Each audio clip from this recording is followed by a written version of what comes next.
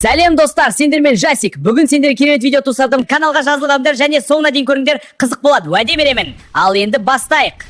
Морти мектепте Джессика есімді қызға ғашық болып, оған қарап қиялдап отырады. Бірақ Рик кенеттен келіп, оны сабақтан алып кетеді. Атасы Мортиді басқа өлшемге алып келеді. Ол жер нағыз хаос. Аспанда алып құбыжықтар ұшып жүр. Жерде балқып жатқан сияқты көрінетін өсімдіктер. Рик Мортиге арнайы магниттік етік берді. Олар тік жарлармен жүруге мүмкіндік береді. Олар алып мега ағаштарды іздеуде. Рик жол жөнекей Мортиді мазар етіп, оның мектепке баруының еш пайдасы жоқ екенін айтады. Бір кезде Морти жардан құлап кетеді. Оның екі аяғы да сынады. Рик қазір келемін деп порталмен басқа әлемге кетіп қалады. Морти ауырсынудан шыңғырып жатқанда Рик бірнеше секундтан кейін қайтып келеді. Бірақ Рик үшін ол жақта біраз уақыт өткен. Өйткені ол жақтағы адамдар қартайған және сарысуды сонда жасаған. Ол Мортидің аяғына сарысуды құяды. Морти бірден орнынан тұрып жүгіріп кетеді. Рик ағаштың ең басындағы үлкен дәндерді жинап алады. Бірақ оның портал жасайтын құрылғысының қуаты таусылады. Үйге қайту үшін олар интергалактикалық кеденге барды. Кеденде кезек өте көп. Барлық жерде әртүрлі құбыжықтар. Рик Мортиге: "Бұл дәндерді өте тереңге, яғни көтіңе тығуың керек. Әйтпесе бізді ұстап алады" дейді. Морти қарсыласады, бірақ Рик оны көндіреді. Олар тексеруден өтіп жатқанда жаңа рентген аппараты бәрін анықтап қояды. Рик Мортиді жетелеп қаша жөнелді. Олар галактикалық полициямен нағыз ат ұйымдастырады. Рик порталды қосу үшін кодты теріп жатқанда Мортиге: "Ат оларды, олар жай ғана роботтар" деп алдайды. Морти біреуін атады, бірақ ол робот емес, тірі жан болып шығады. Ол айғайлап жатыр: "Рик, ол бюрократ, мен оларды жек көремін" деп құтылды. Олар үйге оралғанда ас үйде ата-анасы күтіп отырды. Мортидің әкесі Джерри Рикке: "Сен менің баламды мектептен алып кеттің. Ол мүлдем оқымайтын болды. Сен бұл үйден кетесің" деп шарт қояды. Осы кезде Рик Мортиге айтқанымды істе деп ымдайды. Мегадәндер Мортидің ішінде ері бастағандықтан ол кенеттен асқан ақылдыға айналған. Ол синус пен косинустың ең қиын формулаларын ауызша айтып, Пифагор теоремасын кеңейтіп түсіндірді. Ата-анасы ауыздарын ашып қалады. Олар Рикті данышпан ұстаз деп ойлап кешірім сұрайды. Ата-анасы бөлмеден шыққан соң дәндердің әсері бітеді. Морти жерге құлап, аузынан сілекейі ағып, есінен танып қалады. Рик оның қасына келіп тізерлеп отырып алып, оған айғайлай бастады: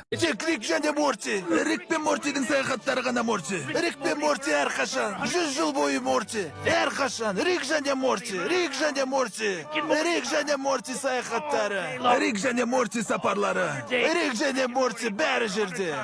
Тоқтамаймыз тағы да. rickjanyemorty.com www.rickjanyemorty.com rickjanyemorty-саяхаттары.com 100 мың жыл бойы. Әрбір минут rickjanyemorty.com www.мәңгіге rickjanyemorty.com